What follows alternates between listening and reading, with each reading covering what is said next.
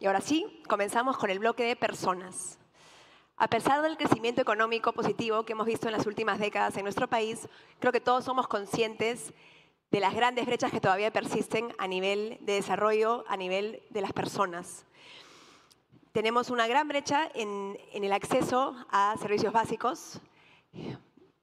Varios millones todavía de la población no tienen acceso a agua segura todos los días. Hay limitaciones en el frente de salud. Lo hemos visto desde la pandemia y esto sí aún es un sistema quebrado que aún no funciona tan bien. Y los números a nivel de rendimiento escolar también son críticos. Entonces, creo que lo básico para avanzar en términos de desarrollo humano es un pendiente crítico en nuestro país. Estas carencias no solo son cifras, son barreras que frenan nuestro avance, que frenan nuestra competitividad, nuestra productividad y limitan el potencial de nuestro país. Lo que ocurre en el Perú refleja también un reto global. Cuando los servicios básicos no llegan a todos, el desarrollo se vuelve desigual y frágil. Por eso, poner a las personas al centro y al centro de la sostenibilidad es justamente este enfoque clave para sociedades más justas y resilientes. Bajo este contexto, y retador, diría yo, invitamos al escenario a nuestro expositor para el día de hoy, Stefan Dercon. Stefan es profesor de Economía en la Universidad de Oxford y autor del libro Apostando por el Desarrollo, que justamente está presentando ahora en Perú. Él nos ayudará a entender por qué algunos países permanecen en la pobreza, analizando las fallas de los mercados y la política vinculadas a las brechas de desarrollo, justamente, y cómo podemos generar cambios más sostenibles. Sin más, bienvenido, Stefan, y ojo que esta charla es en inglés, así que si necesitamos equipo, por favor, acerquémonos a la entrada. Bienvenido. Thank you.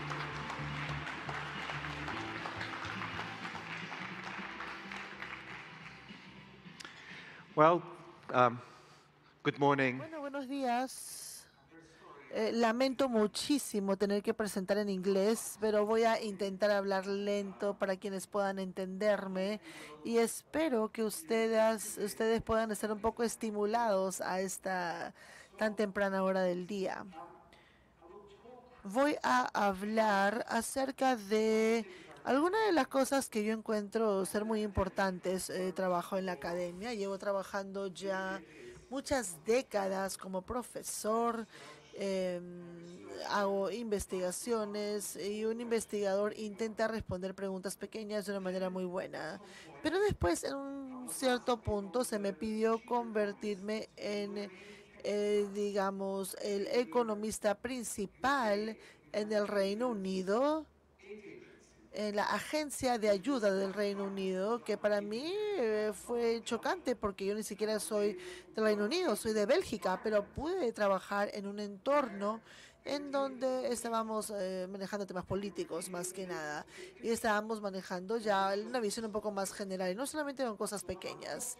Entonces, cuando voy a hablar con ustedes el día de hoy, voy a hablar con ustedes acerca de lo que yo pienso que he aprendido en estos últimos años, pero también trayéndolo en donde está un país como Perú el día de hoy.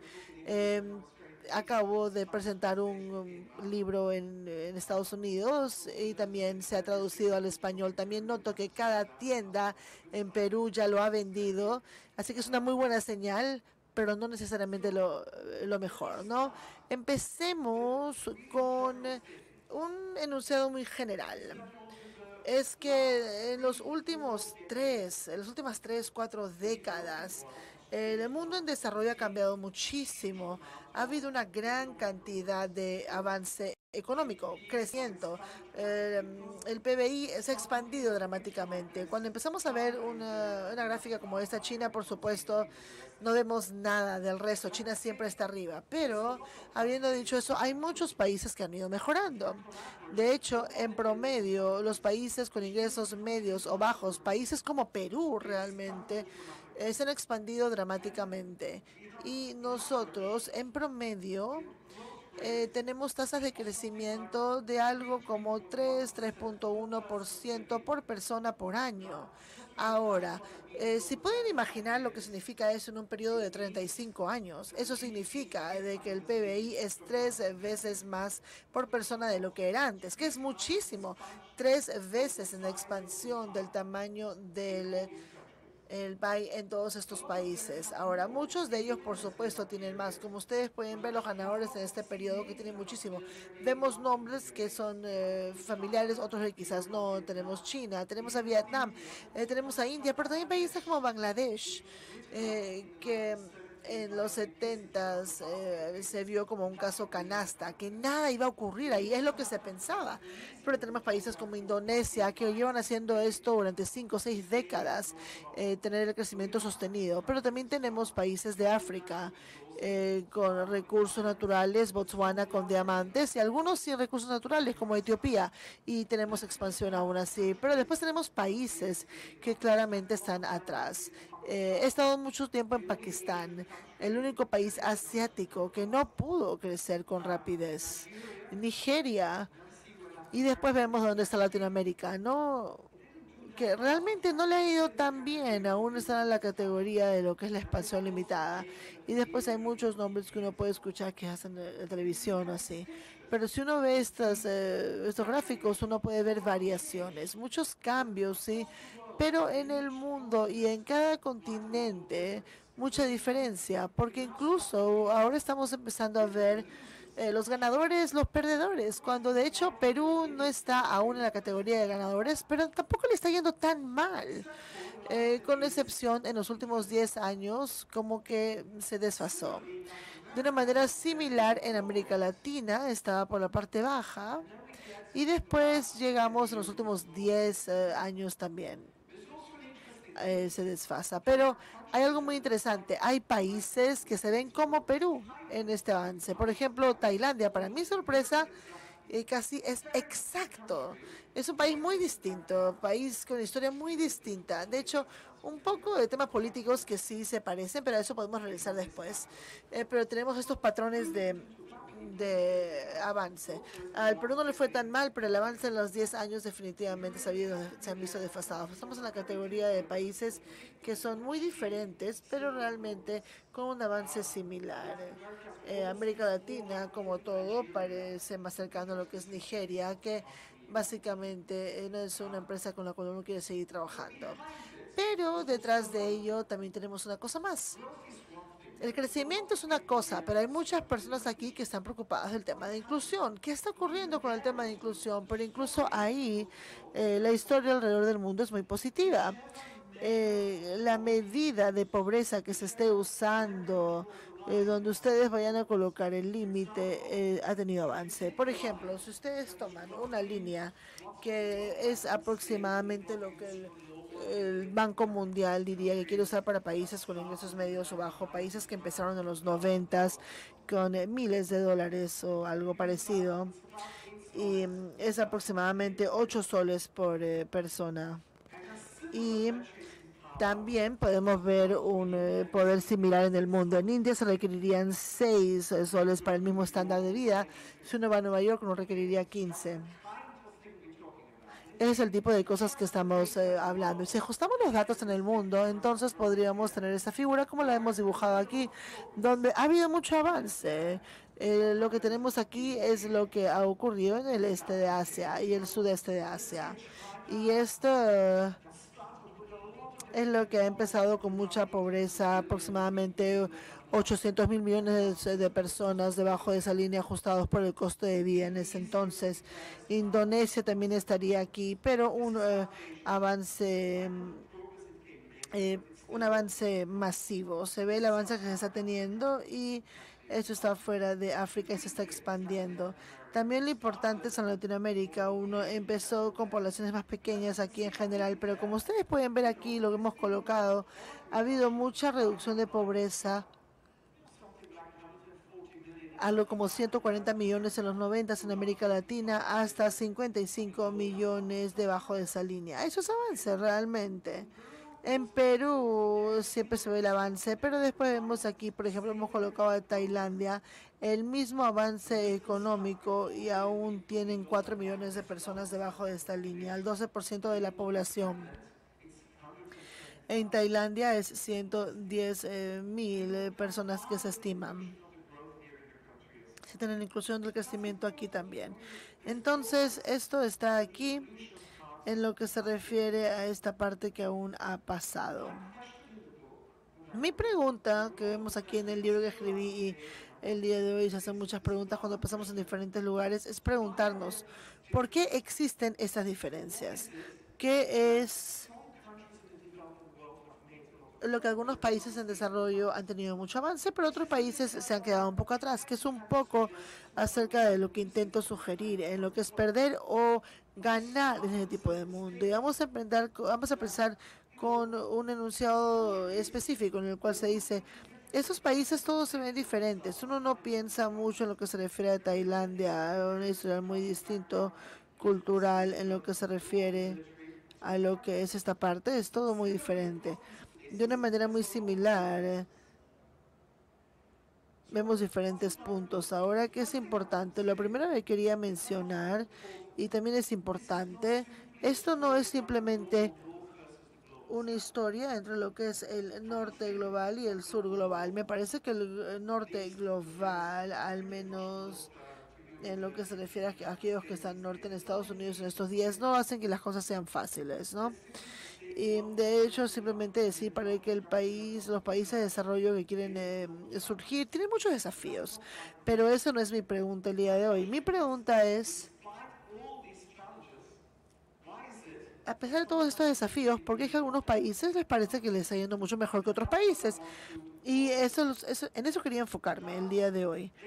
Ahora, más adelante, ustedes van a poder tener a Jim Robinson, ganador del premio Nobel, aquí hablando de muchas cosas, pero por supuesto también se va a enfocar en lo que son instituciones. Dice, son las instituciones y el historial detrás de él. Si tienen escrito un libro muy famoso, ¿por qué fracasan las naciones? Y es fácil de leer, básicamente ellos dirían, y ahora... digo, si ustedes leen ese libro, siempre y cuando se vean como Inglaterra o como Estados Unidos, por ejemplo, les va a ir fantástico. Pero si no, su historia les va a jugar en contra. Y discúlpeme, pero no les va a ir bien. A veces vemos que en esta práctica la historia es importante. Pero mi pregunta nuevamente es en lo que se refiere al mundo. Tenemos países con historias similares de colonización, de represión, de desigualdades a través de diferentes procesos. Algunos son más inclusivos que otros. Y después queremos preguntarnos, ¿pero por qué? ¿Por qué? Es que sucede en toda la historia. De hecho, cuando yo era asesor a lo que era el gobierno del Reino Unido, David Cameron, el primer ministro en ese tiempo, dijo, es el mejor libro que han escrito, por favor vayan al mundo e implementenlo. Eso era muy interesante, teníamos personas diciendo, como Hernando Soto, visitándonos y ven a dónde va esto, ¿no?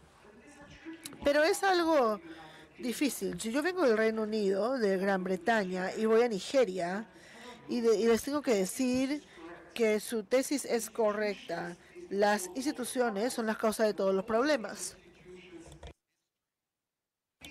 Y la causa es historia. Entonces, por favor, intenten conseguir una mejor historia cuando voy a Nigeria. No es buenos consejos que dar. Entonces, prácticamente, no estoy seguro qué es lo que hacemos con él, pero instituciones toman mucho tiempo para poder emerger y desarrollarse. No es simplemente para tener la ley, no es simplemente para tener una Corte Suprema, sino es cómo se usa esto, como el señor Trump nos muestra todos los días, que esto definitivamente es importante. No es solamente las instituciones, es las personas. Y cómo esto funciona, esto va a ocurrir al mismo tiempo. Muchos países que han tenido avance, cuando se empieza a ver estas instituciones, uno tiene que empezar en algún sitio, ¿no? Uno no puede comprar una varita mágica, inventar todo y simplemente primero enfocarse en instituciones y después desarrollarse. Las personas son impacientes, personas jóvenes son muy impacientes, como ustedes bien lo saben. Quieren cambios para ahora, pero es muy interesante que hay muchos países donde el cambio realmente empieza a ocurrir, que empiezan por la imperfección. Incluso indicadores como la corrupción. Indonesia es mucho más exitosa que Zambia en manejar el avance, pero también, por supuesto, les va peor en corrupción. No digo que la corrupción sea buena, pero hay que empezar en algún lugar para ver si es que se puede avanzar en lo que es el progreso. Lo que quiero enfatizar, y básicamente esa es también la tesis del libro, que las personas importan. Las personas importan. Quien usa las instituciones va a importar.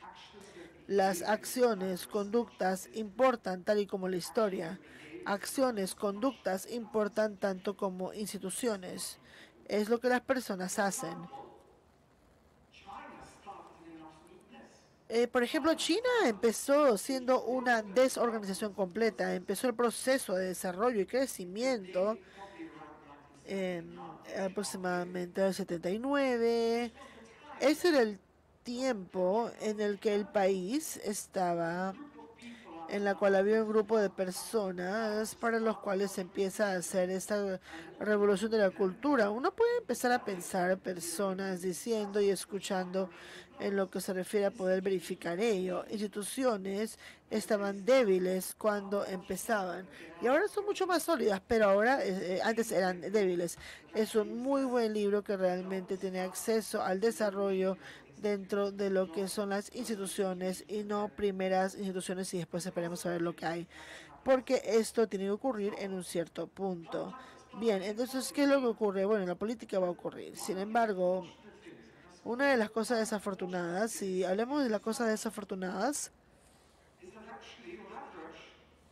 es que en promedio la democracia se dan no funcionan diferentes. Las democracias son un poco más inclusivas y les va un poco mejor en temas educativos, pero no es algo masivo.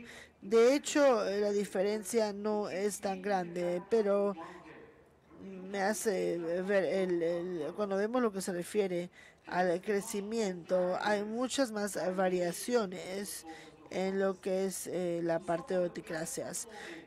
Algunos de los mejores estados en el mundo son autocracias, pero también algunos de los peores lo son.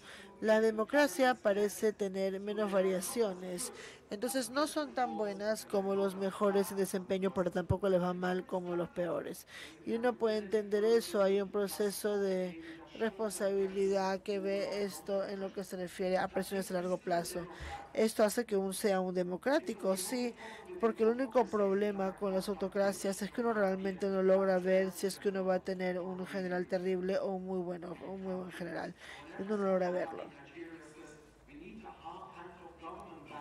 Cuando alguien en Nigeria dice requerimos aquí, por ejemplo, que se tome control del ejército, yo digo, vean su propia historia, van a tener unos terribles, sí, y van a tener unos buenos también. Entonces, hay otras cosas, ¿no? Y eso hace que yo esté incómodo como un economista que cree en los mercados. No es tan simple decir que tienen que elegir ideológicamente en lo que se refiere a los mercados. Incluso si uno ve países exitosos recientemente, dentro de lo que se refiere a las medidas correspondientes, Bangladesh, Indonesia gana mucho avance en lo que es la reducción de pobreza, pero de hecho países como Etiopía y China también se ve ello. Y de hecho, India tuvo que alejarse de esto para liberar mercados y permitir que avancen. Y de hecho, en el mundo es para la ideología muy simple. No es acerca del Estado lo que debe hacer o lo que debe hacer el mercado. Una de las cosas que realmente se ve en esta evidencia es que uno debe entender su propio Estado. Si uno tiene un Estado que tiene un sistema burocrático muy pobre, no piensen que pueden hacer una carrera en Japón o en China. Si ustedes, si alguna vez me preguntan yendo al historial a dónde les gustaría hacer este desarrollo, probablemente iría a Corea, Japón o China. Con 1000 años de lo que se refiere a esta historia, 1000 años de tener instituciones muy bien establecidas. Muy bien, entonces puedo hacer algo con ello, pero si yo tengo instituciones que son un poco débiles, que tienen diferentes tipos de problemas, quizás no se va a poder hacer tampoco. Y por supuesto, vemos que esto es un problema. Cuando vemos lo que se refiere alrededor del mundo y hacemos comparaciones, para países exitosos no han hecho una sola receta. De hecho, hace mucho tiempo, hace unos 20 años aproximadamente, Robert Solow, un economista muy bueno trabajando en crecimiento, a él se le preguntó qué deberíamos decirle a Bangladesh y él dijo, bueno, yo estudio crecimiento, pero a pesar de una vida de estudiar crecimiento, sé los ingredientes, pero no tengo la receta. No existe una receta exacta cuando uno ve cosas exitosas. No existe una pequeña lista diciendo qué es lo que tienen que hacer. No existe una bala en ese respecto. Aquí es donde pueden aún trabajar los economistas. Nosotros más o menos sabemos mantengan la economía estable, tiene sentido. Yo trabajé durante mucho tiempo en Nigeria. Básicamente había personas que estaban conectadas al Banco Central que podían comprar todo de una manera mucho menos costosa y pagar y comprar y ganar dólares. Es una buena manera de poder manejar ello. Y vemos aquí que tenemos lugares como Pakistán, Nigeria, que son muy pobres, perdón, con un nivel macro muy pobre. Y no solamente trata de minería y minerales, sino acerca de exportar e intentar diversificar, que parece ser una parte importante. Si no hay minerales, enfocarse en lo que se refiere a esta orientación cuando hacemos ello. Eso es probablemente lo que sería importante. Por ejemplo, Pakistán. Poder ver estas instituciones, las lecciones que se han aprendido en Latinoamérica, incluso hoy en día, es una economía importante con temas específicos. Y después lo último que como un economista definitivamente podemos ayudarlo es poder detener cosas estúpidas. Cuando yo trabajaba en gobierno vi eso como mi tarea principal, dejar de hacer cosas estúpidas. Y eso es aquí en lo que se refiere. Es más difícil decir eso es lo que realmente deben hacer, pero tendemos a reconocer lo que no es muy sensible. Esto me deja con otro tipo de parte en lo que se refiere a otro rompecabezas. Si puedo elegir que uno no tiene una ideología particular y poder elegir una sola receta, uno no tiene que estar haciendo cosas muy límites, muy específicas. Yo les hago la pregunta, ustedes como políticos, como una clase política, tienen también la oportunidad de elegir. Entonces, ¿por qué es que tantos países hoy en día todavía no van por el desarrollo y crecimiento? ¿Por qué? Pueden ajustarlo a sus restricciones políticas locales, contexto económico, contexto contextual, básicamente, porque no se puede utilizar ello. Y la parte importante de ello, en lo que refiere, se puede entender qué es lo que es lo que está pasando en el Estado respecto a las personas en poder. Y después obtenemos con Douglas North, el padre de la Escuela de Economías de Institución. Se estableció también el último libro, Violencia y Órdenes Sociales. La mayoría del libro es el primer párrafo que les estoy dando aquí. Y básicamente él dice, piensen en el Estado tal y como sigue. ¿Cuál es el Estado cuando históricamente se puede ver hasta hoy en día? Él piensa en el Estado como una coalición de fuerzas dominantes.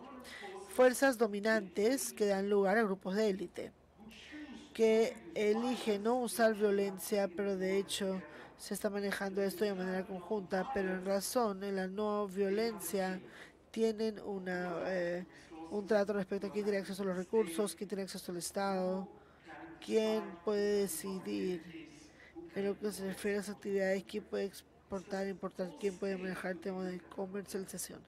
Se podría ver aquí, sí, que nuevamente no es acerca de lo que se refiere a la estructura subyacente de la organización, sino las personas que forman esta coalición dominante de fuerzas. Ahora, lo que es importante, y esto lo uso también en mi libro, que no piensen acerca de lo que se refiere a la clase política o de élite. En todos lugares del mundo, y habiendo trabajado con muchos políticos en mis países, creo que los culpamos a ellos mucho. Los políticos están ahí ya que están conectando con fuerzas de élite. Y básicamente son aquellos con poder e influencia. ¿Y quiénes son? En todo el mundo, sí, por supuesto, la clase política, pero también funcionarios públicos, personas en el militar, en el área militar aún forman parte en lo que se refiere a la organización social y sociedad civil, que también son parte de esto y también los negocios. Si están en el internet, están en la sala, no se van a dar cuenta, pero probablemente estamos conectados también. De hecho, no son 30, 20 personas, son esferas de influencias y conectividad para poder verificar los trabajos de los grupos en líderes. Y lo que creo que también deben empezar es básicamente cuál es la coalición de poder en este momento. ¿Cuál es el trato subyacente? Es uno de la estabilidad y mucho acerca de diferentes naciones funcionales que tienen esto, pero también es lo que se refiere al trato, pero también el trato económico, que básicamente es acerca de qué restringe las opciones que uno realiza, las decisiones que uno toma. No es acerca de controlar el Estado, sino acerca de controlar acceso a recursos y sus distribuciones. Y esto realmente es lo que nos van a decir, de que básicamente esto es la manera de poder entender el Estado. Así que los invito a que puedan ver a Perú o que puedan ver a Estados Unidos y puedan preguntarse cuál es la coalición dominante del poder. Es interesante, a veces eso cambia, por ejemplo, en Estados Unidos, donde en lo que se refiere a poder verificar qué es lo que está en el centro, pero interés masivo en la economía no es un modelo de sociedad europeo, básicamente es un tipo de modelo de sociedad y también respecto a lo que se refiere a poder ver diferentes grupos marginados, pero es una coalición. Ahora tenemos que voltear hacia otra coalición que son lo que se refiere a diferentes grupos separados, combinados con diferentes fuerzas que pensaban se estaba retrocediendo en lo que se refiere a grupos marginados en algunos estados que parecen estar sufriendo en el sector de manufacturación. Eso es algo que hace cosas en el interés de la coalición. Y de hecho es la manera en la cual siempre pienso, pero también cualquier tipo de estado que tienen es preguntarse en este momento cuál es la coalición dominante. Uno puede tener muchos puntos élite, uno puede tener estados que básicamente en lo que se refiere a un Estado, que si uno controla el Estado, uno puede llegar a robar. Ahora, no tenemos muchos de ellos. Hay muchas sociedades que tienen estas tendencias, pero no necesariamente es todo ello. Existen algunos aquí, diría yo, en Congo, Motubo, él estaba diciendo a todos que simplemente podían robar. Y de hecho una vez lo dijo en la televisión después de quejas de corrupción. Le dijo a un grupo de funcionarios civiles y dijeron, yo sé que tienen que robar, pero si van a robar, pueden robar y dejar algo para la siguiente persona. Y eso es un estatus de cleptocracia. Ahora, también tenemos a veces algunos tipos en los cuales pensamos en Rusia, otro como oligarquía, en lo que se refiere a poder combinar el poder, la mayoría de ellos, y esto básicamente indica dentro de lo que se refiere a democracias que tienen estas tendencias de lo que es el clientelismo. Básicamente es un sistema en el cual uno tiene que recompensar a las personas en el poder. Eso puede ser para lo que se refiere a darle trabajos a los amigos, contratos y empleos a los servidores públicos. Puede ser una serie de ello, incluso en el Reino Unido, en Gran Bretaña, donde yo trabajaba, tenemos todas estas cosas, no solamente cosas buenas para lo que se refiere aparte, pero personas conectadas tenían acceso al Estado y tendríamos esto también. Por supuesto, la corrupción también es esa parte que uno permite robar y simplemente retirarse. Y después hay ideas en lo que se refiere a que yo no voy a enfocarme en eso, sino simplemente cuál es la coalición del poder, qué es lo que están buscando ellos. Bien, ¿dónde lo dejo? Bueno, para tener estabilidad van a querer tener algún tipo de tratos en élite. Sabemos que hay sociedad que tienen historial en los cuales uno tiene que ver en diferentes sociedades de Latinoamérica el día de hoy. Uno tiene que encontrar una manera de estabilizar. Aquí no hay ninguna economía que pueda crecer, ninguna inclusión que pueda realmente ocurrir, al menos que nosotros se puede establecer que ve esta parte en lo que se refiere a ser parte de un Estado. Pero uno también, los que controlan el Estado, ¿qué es lo que están haciendo? ¿Qué es lo que los élites están haciendo al respecto? Y uno después tiene que pensar en ello. En lo que se refiere al crecimiento que se da, bueno, a medida que veamos más comparación de diferentes países del mundo, aparentemente tenemos diferencias claras entre lo que se refiere a los objetivos subyacentes de lo que es la coalición de las partes más enfocados en lo que es el desarrollo y crecimiento, y también en lo que se refiere dentro de lo que no queda claro y es bastante ambiguo. Y básicamente lo que se parece a países exitosos parecen tener dentro de lo que se refiere a la parte de élite, de cierta parte, un compromiso a crecimiento y desarrollo. ¿Y por qué harían esto? Bueno, a veces dirían porque aman a su país. Yo estoy muy viejo y cínico para decir que es la única razón por la cual los políticos hacen lo que hacen. Definitivamente los mayores, pero también con frecuencia, y también este es un punto importante y quiero recordar esto en un momento para los últimos puntos que voy a mencionar, es que con frecuencia tiene que ver con lo que se refiere a poder ver legitimidad. Esto significa busca legitimidad a través de acciones y conductas. O de hecho podrían dejar legados. Y a medida que vamos, digamos, lo que ocurría en China, este es el partido comunista. Si es un país marxista, el desarrollo y crecimiento es lo correcto porque no hay mucho para vivir o enfocarse hoy en día. Cuando tenemos diferentes países en lo que se refiere a Bangladesh o India, o incluso la falta de ello en Pakistán, nos va a poder llevar a estas respuestas. Ahora, el economista diría, pero ¿por qué no cumple con el crecimiento? Porque después tenemos un país más grande, podremos maximizar estos beneficios, tenemos más acceso a recursos. Y ahí está mi punto final. El crecimiento y el desarrollo es en lo que se refiere a una apuesta para las élites. A las élites realmente no les gusta esto. Hay algunos emprendedores muy exitosos aquí. Realmente no creo que se tenga que ver con el sueño, sino el sueño es más acerca de poder dominar los mercados. Es lo que uno quiere controlar, es lo que uno quiere tener un entorno predictivo. Uno no simplemente quiere pelear siempre, pero uno quiere predictibilidad y eso también es lo que quieren las élites. Uno entiende el Estado porque si no, no estarían en poder, si no sabrían cómo manejar este status quo. Pero no tendrían el poder si no saben cómo manejar el interés y la presión actual. Y de hecho vemos que eso es a lo que llegamos, en lo que se refiere. Esto va en lo que se refiere a situaciones, en lo que se refiere a presiones en el lead. Y uno solo tiene que esperar el título y lo va a poder entender correctamente. El título es Democracia por Error, la historia de la democracia. Esto está viendo diferentes grupos dándole derechos a personas sabiendo que van a poder, pensando que van a poder liderar esos equipos. Y básicamente ese es el punto final. Esto es los puntos finales de lo cual quiero mencionar. En las personas, estoy seguro de que reconocen ustedes estas fotografías. ¿De dónde vienen las personas? ¿Dónde estamos las personas en esta historia?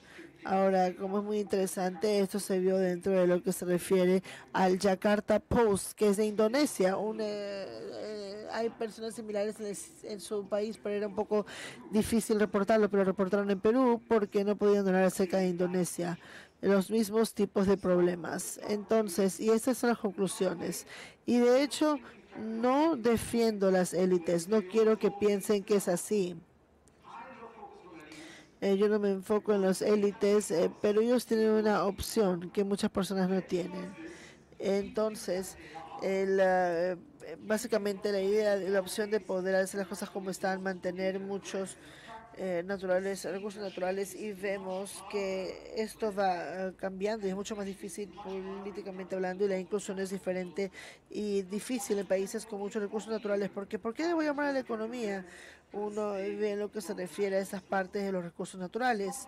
No es acerca de lo que es la economía, es acerca de la economía. No tengo que verificar lo que se refiere a poder tener 65% de lo que se refiere a aportar minerales. O también pueden tener el crecimiento y el crecer el país, pero eso es riesgoso para ellos. Pero ¿qué es lo que podemos explorar?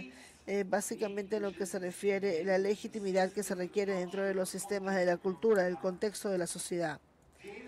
Ellos van a poder tener legitimidad cuando están en presión, y vemos que todo el mundo está bajo presión. Los cambios que pueden darse parece ocurrir en todos los países en los cuales he estudiado durante periodos de crisis, cuando hay presión, porque si no, simplemente pueden mantener el estado de caso. El estatus es importante, el estado es importante, y el desafío que tenemos aquí es cómo es que podemos hacer que estas crisis de legitimidad se puedan dar lugar en lo que se refiere a estas partes para el desarrollo, que son los tratos de desarrollo. Cómo uno puede construir dentro de estos negocios, interés de negocios, servicios sociales e interés político, las coaliciones que sean lo suficientemente sólidas para poder brindar una alternativa.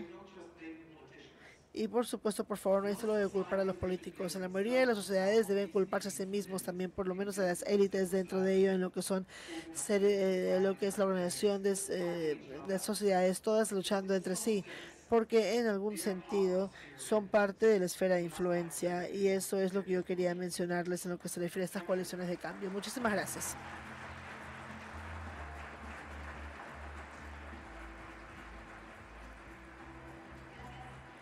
Thank you very much, Stephen. And it's good that you're challenging us to think differently. ¿Puedo pedir a las personas que por favor pongan la última diapositiva nuevamente? Aquí hay un código QR. Y básicamente esto nos lleva a la edición en español y en castellano. We will invite Jaime Saavedra to continue with Stefan, so welcome, Jaime.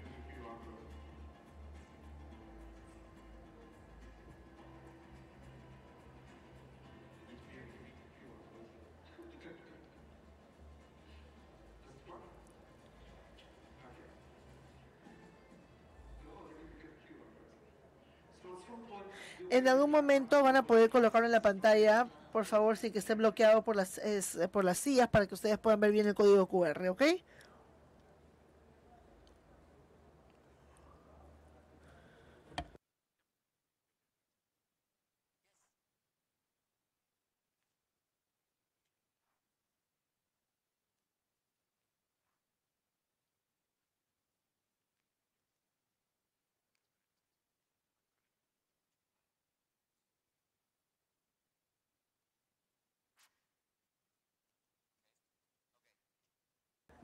Ok. Muchas gracias, Stefan. No sé dónde empezar realmente, pero empecemos con lo que tú has concluido, que de hecho ha sido fascinante escucharte, y de hecho es un honor para mí, no solamente estar aquí, pero poder tener esta conversación con Stefan, un académico que yo admiro grandemente, pero también es uno de esos académicos que ha tenido la suerte de estar casi en política. Hoy diría que no he estado en la política, pero estaba trabajando con políticos de una manera tan cercana que uno podría decir que sí. Pero bueno, ahora, empezando con la última idea, que fue los élites pueden elegir lo que es la apuesta en desarrollo, pueden elegir el status quo, y después tú dices, pero ¿qué hacemos para que los élites puedan elegir lo correcto? Requerimos una crisis de legitimidad, y después se dice, bueno, hay que usar la sociedad civil, ese es tu trabajo. Sí, pero necesito que expliques un poco mejor nuestro trabajo. ¿Cómo podemos generar una crisis de legitimidad en un contexto cuando uno dice, quizás los élites pueden utilizar el status quo y están pensando de ejemplos de países en los cuales haya recursos naturales grandes y las élites usualmente están obteniendo una renta de esos recursos naturales, que también podría ser minería, que podría ser petróleo en diferentes países, pero desafortunadamente en el contexto en el que estamos hoy en día en Latinoamérica, quizás eso son actividades ilegales hoy en día. No estamos hablando de minas, petróleo y recursos naturales, ¿no? Hemos estado hablando de otros tipos de recursos también, que incluso es algo peor, ¿no? Incluso algo peor, incluso más peligroso. Pero después, ¿cómo podemos generar? ¿Cuál es nuestra tarea? ¿Cómo generamos esta crisis de legitimidad? Sí, bueno,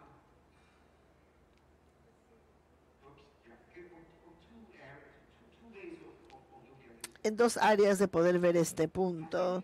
Me parece que existe una crisis de legitimidad, lo pienso completamente, en lo que se refiere a un país como por ejemplo Perú y en algunos otros países también, donde aquellos que representan en lo que se refiere a los que ganan elecciones son, digamos, retirados un poco, por así decirlo, de las preocupaciones. No son las preocupaciones iniciales de las personas, sino también el tipo de pensamiento difícil para las oportunidades a largo plazo. Y creo que es interesante cuando dicen, soy un poco como un político. He visto políticos terribles y debo decir, personas como Joris Manson, ¿no? Personas que han estado poquísimo tiempo, han destruido el mercado con su ingenuidad, quizás en una forma extrema en la cual uno realmente no llega a creer. Hay tantas historias que desafortunadamente lo experimenté de primera mano y aún así puedo decir de que cuando ella llegó a ser mi jefa, dije, ya no, esto no va más, no logro trabajar más aquí. Entonces, hay luchas, pero después hay malos casos, pero después hay buenos casos también, ¿no? Hay un caso de legitimidad en lo que se refiere a ver las expectativas y, por supuesto, también en lo que se refiere a muchas personas. Entonces, si es que sí encuentran lo que se refiere a un desarrollo político en muchos países, quizás no estamos completamente de acuerdo con los tipos de problemas que se encuentran en la calle, pero me parece que en muchos países, incluso debo decir que Perú es uno de ellos, uno de los roles que se da en países como estos y también en individuos conectados a la sociedad civil y al negocio es que realmente pueda ayudar a estructurar estos caminos. Preferiblemente lo que se refiere a la calle. ¿A qué me refiero con la calle? Esta era la palabra que se utilizaba en Sudán cuando el gobierno militar diría, bueno, la calle vino a nosotros, pero básicamente poder establecer estas partes. Una de las cosas que yo encuentro muy interesante, hay un tema con la conexión del micrófono, un segundo por favor, o voy a hablar un poco más bajo quizás. Si me escuchan bien, ok, creo que es la conexión de aquí atrás. Ahora está bien, ¿sí? ¿Está bien? Ok, perfecto. Quizás no voy a moverme tanto entonces. Sí, voy a hablar un poco más lento, sí. Bien, bueno. Me parece cuál es el rol de poder tener las organizaciones y también son cosas dentro de la que aquí ahora estamos intentando trabajar un poco más acerca de ello. Es que cuando hay esta presión, este es el lugar o el momento para que la sociedad civil y la academia pueda realmente trabajar en ello y pueda encontrar maneras de tener grados en común y poder ver lo que se refiere a unas plataformas comunes que puedan darse en las políticas, plataformas comunes y realmente hacer medidas actuales.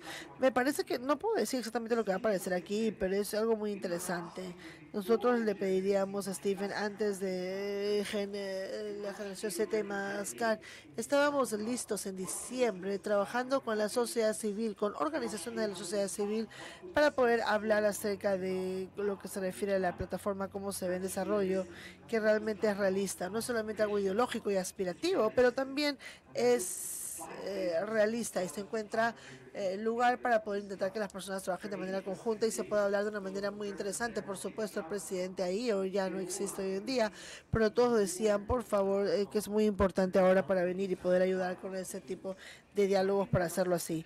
Me parece que ese tipo de cosas que uno tiene que hacer, uno tiene que poder conseguir personas que brinden alguna de las presiones, poder ayudarlos a estructurarlo. Y a eso me refería con lo que es la estructura de las calles, en lo que se refiere a diferentes partes, en lo que es activismo y poder manejar ello, poder ver dónde podemos crear unas plataformas comunes dentro de lo que es el avance y el cambio. Y me parece que eso es lo que nosotros vemos en algunos lugares como lo que se refiere a una manera constructiva de poder manejar ello. Ahora voy a decir una cosa más aquí. Tenemos a Bangladesh. Tenemos tanta esperanza en Bangladesh, un gobierno que se salió de control en su corrupción, que fue echado hace unos 2 años. De hecho, el presidente que fue asignado, el presidente activo, era el líder de las organizaciones de sociedad civil más conocida. Y vimos en lo que se refiere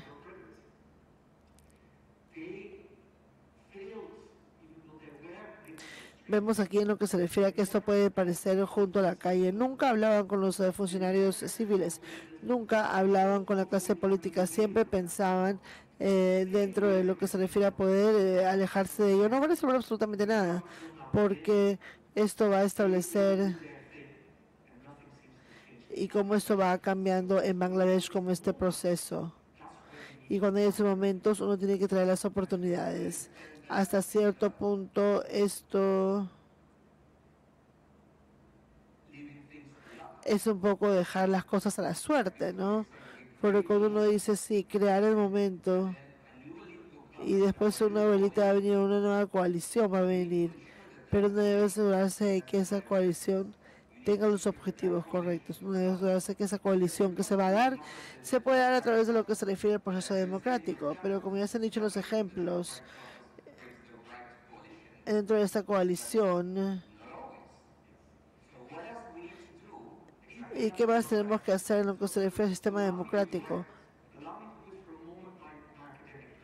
Ahora, me voy a poner mi sombrero académico en este momento. Hemos hablado mucho acerca de ciencia conductual y algo que sí ocurre en lo que se refiere a estas partes, y le digo a las personas que tengo que trabajar, por ejemplo, una de las personas en el equipo de Highlands, también les digo, aquí eso es cómo se tiene influencia en lo que es Highlands. Y una de las cosas aquí también que es importante es que existe un gran problema en lo que se refiere a los tomas de decisiones. Dentro de decisión que se puede hacer para poder tomar atención en algún momento en específico.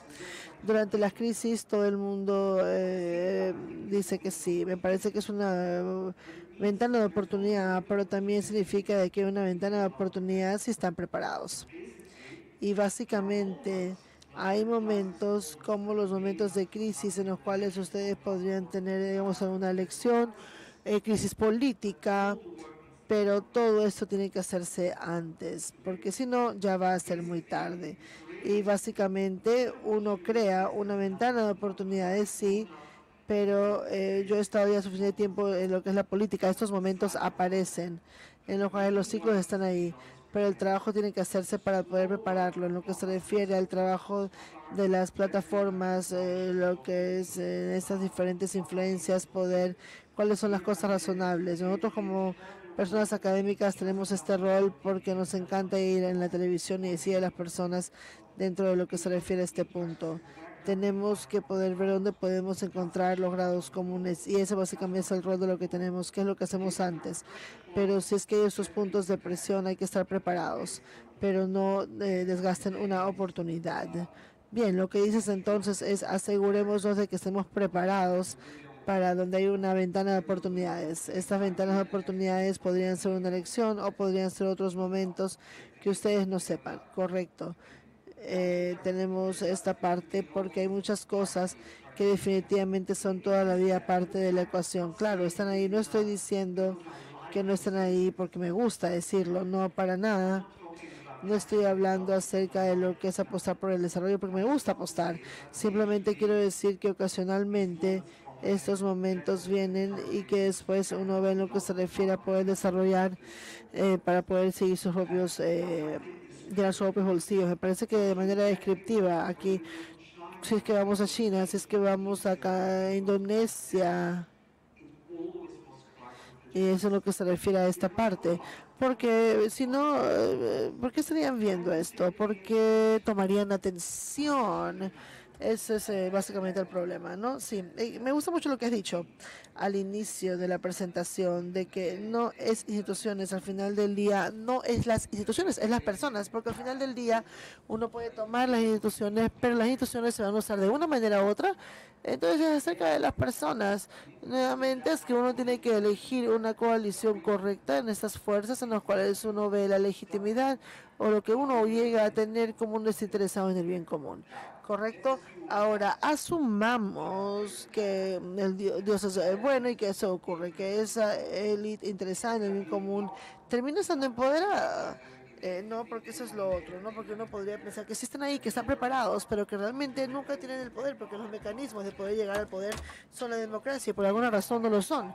Entonces quizás pueden tener campañas políticas muy malas, ¿no? Podría ser interesado en el bien común, pero muy malo al hacer esto. Entonces, asumamos que esto llega a ocurrir, ¿no? Asumamos que tienen la élite correcta, pero después eso tiene que elegir, como ustedes decían, elegir entre diferentes roles para el Estado, ¿no? Y han mostrado ejemplos de lo que se refiere al Estado que les va bien y otros estados que no les va tan bien, que les va muy mal, de hecho. Si uno quiere algo que se quede ahí, uno tiene que tener 1000 años de poder crear ese Estado. Ok, entonces uno puede regresar en la historia. En Latinoamérica no hemos tenido 1000 años de un buen Estado, de buenas instituciones estatales como China o como Japón. No vamos a poder regresar en 1000 años. Estamos aquí, hoy, Perú, 2020. Sí, entonces, ¿qué es lo que hacemos para poder crear ese estado? No sé si se requiere, pero vamos a hablar en el siguiente panel acerca de cómo crear oportunidades para todos. No hay una economía rica que haya creado oportunidades para todos. Básicamente eso es algo que es como un punto en Latinoamérica, ¿no? Los estados malos son malos, pero el estado Noruega es 45% de PBI, correcto. Entonces, usualmente es un buen estado, ¿no? Es un buen estado. Podría estar interesado en el bien común por alguna razón, pero es un buen estado. ¿Cómo es que podemos crear ese estado que realmente le importe? Lo primero que tienen que ver es poder dejar de estar soñando con Suecia. No dije Noruega, dije Suecia. No, hay que dejar de soñar con ellos, porque incluso si uno ve a Noruega, no necesariamente ellos empezaron con tener esto, ¿no? Para empezar, nuevamente, es poder ver todo el trabajo. Eventualmente esto va a funcionar, porque yo creo en lo que es las instituciones, en las agencias de restricciones, procesos que puedan ver lo que no se puede abusar con el poder. Pero de hecho es el caso y el señor Trump nos está recordando que incluso instituciones legales, protecciones, no van a poder obtenerlo. Eso es lo primero. La segunda parte es cómo podemos trabajar. He estado trabajando durante mucho tiempo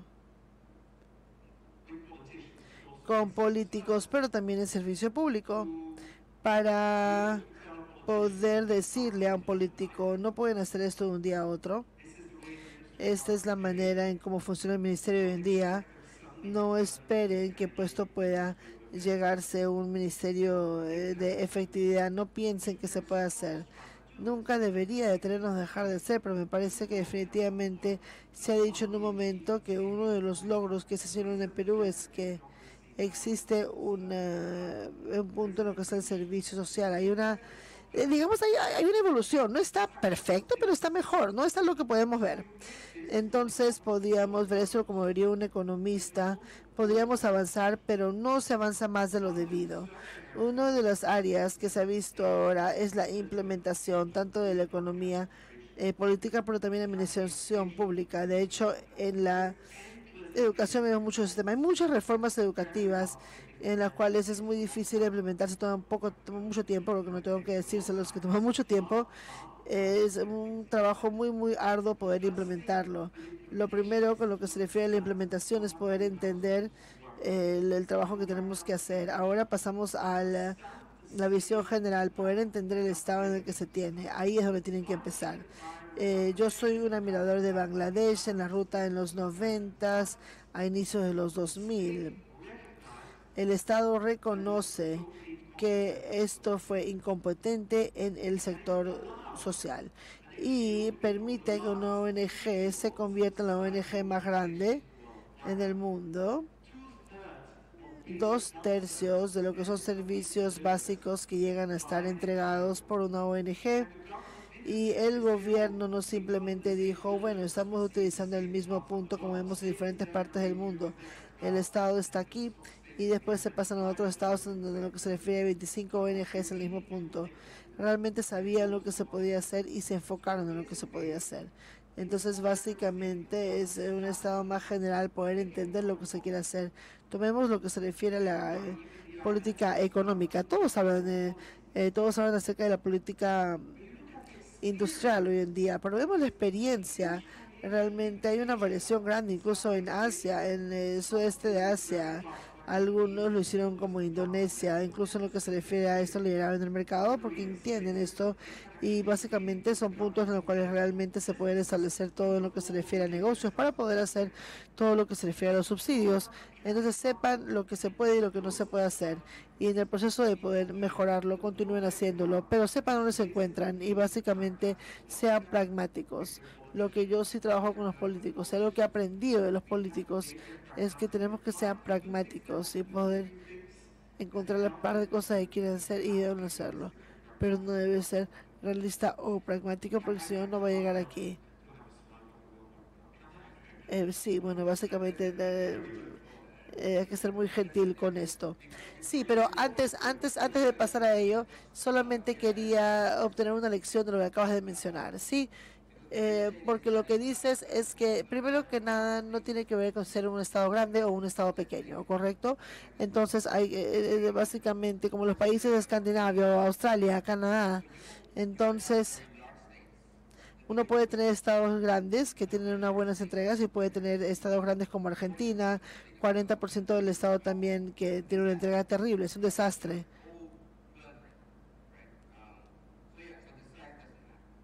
El tamaño realmente no importe en lo que se refiere a poder manejar ello. En los procesos en lo que se refiere a este nivel del estado en el cual uno necesita o quiere y poder reconocer ese estado para poder ver cuáles son las capacidades en poder entender esa ruta. Con lo que se refiere al Estado, en Bangladesh reconoce su capacidad y elige hacer algo, pero al final del día, cuando el Estado define qué es lo que debe hacerse, es la sociedad la que está definiendo ello, ¿correcto? La sociedad es la que está formando ese Estado para poder hacer lo correcto. Entonces uno diría, bueno, los estados en América Latina deberían brindar salud, educación, sí deberían. Se puede hacer política industrial, no lo sé, al menos en esa etapa. Quizás aquí a 20 años sí, pero hoy en día no lo sé. Lo único que la mayoría de los estados, no todos, pero la mayoría de los estados en Latinoamérica han hecho es una buena micropolítica. Eso sí lo han hecho y han continuado haciéndolo. Ahora, quizás debido a que ha habido una crisis de hiperinflación, esa fue la crisis de legitimidad aquí en Perú. Tuvimos hiperinflación y debido a ese trauma de la hiperinflación, entonces todos los políticos, todas las partes decían, bueno, necesitamos un banco central decente. Al menos tenemos esto, ¿correcto? Las macropolíticas están ahí, quizás deberíamos poder hacer servicios básicos Y eso va a ser un poco más difícil debido a las capacidades del Estado hoy en día. Ahora, bueno, también es un rol para el Estado. Nunca voy a decir, incluso si uno ve a Indonesia como un mercado en lo que se refiere a desarrollo económico, se ha hecho cosas muy buenas en salud. Yo diría definitivamente que una responsabilidad. Pero nuevamente es importante que quede claro qué uno puede hacer acerca de ello, qué tan rápido se va a hacer, poder pensar acerca de todo lo que está funcionando para poder priorizar sobre ello. Pero esto es, por ejemplo, en un país que estaba trabajando, las personas trabajaban con el primer ministro. Hay unos temas de eficiencias, pero quieren hacer ciertas cosas. Entonces, vemos con el Banco Mundial preguntar si lo pueden hacer. Sí, nos dieron una lista de 100 cosas que deberían hacer y dijimos, bueno, hemos publicado eso y son todas las cosas que el gobierno debería estar haciendo, sin ningún tipo de realismo. Nuevamente, lo que se refiere a que esto se brindó y solamente para poder entender qué es lo que es posible y poder decir a veces como personas externas y como académicos, obviamente lo vemos aquí, pero estoy completamente de acuerdo contigo en poder hacerlo. Entonces pasemos a lo que se refiere aquí. Está trabajando un poco de tiempo en Somalia, en lo que se refiere a poder tener una conversación con el presidente, y el presidente me dice, lo que queremos hacer es que queremos construir un estado completo, y él estaba viendo todas las organizaciones y todos los departamentos ahí también, básicamente para poder controlar solamente la ciudad capital por un tema de seguridad. Pero lo que quería hacer era decir, bueno, eso no se puede hacer, y él decía que no quieren que yo tenga un estado grande.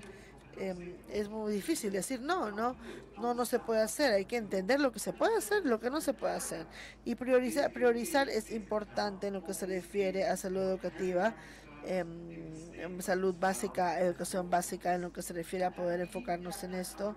Y esto es muy pragmático y realista para que no estemos en desacuerdo aquí, pero en práctica escuchamos muchas personas en los cuales deberíamos estar haciendo todo esto, y definitivamente quiero salir preguntándole a las personas que dejen de decir esto y digan, esto es lo que el país puede hacer, pero si tiene la capacidad de poder hacer ello, se esperaría que se haga esto para poder tener una plataforma más realista. Y me parece que es el rol de la sociedad civil poder controlar y definir el Estado que tenga las capacidades de poder hacer eso, y seguramente durante mucho tiempo poder crear ello de acuerdo a lo que se necesita. Tenemos que cerrar, ya me lo indicaron. ¿Algún mensaje final de parte tuya, Estefan, para la sociedad civil aquí? Que sentamos aquí, estamos entrando a elecciones en, bueno, no sabemos cuándo, 6 meses. 6 meses, sí. 2 puntos, 3 puntos importantes.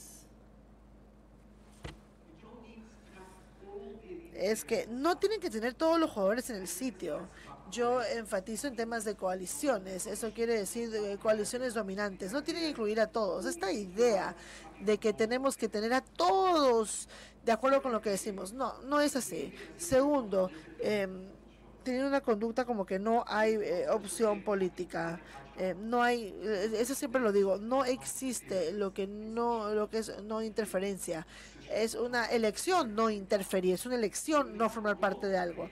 Hay un rol que uno tiene que ver aquí entre las diferentes partes, pero definitivamente eso podría verse, eso tendría que ver acerca de lo que tenemos, que es poder ayudar a construir puntos comunes en diferentes cosas, y algunas coaliciones realmente que van a poder verse. Es tan importante ser constructivo y pragmático en este caso. Ahora me voy a detener. Muchas gracias. Muchas gracias. Aplausos para el señor Estefan.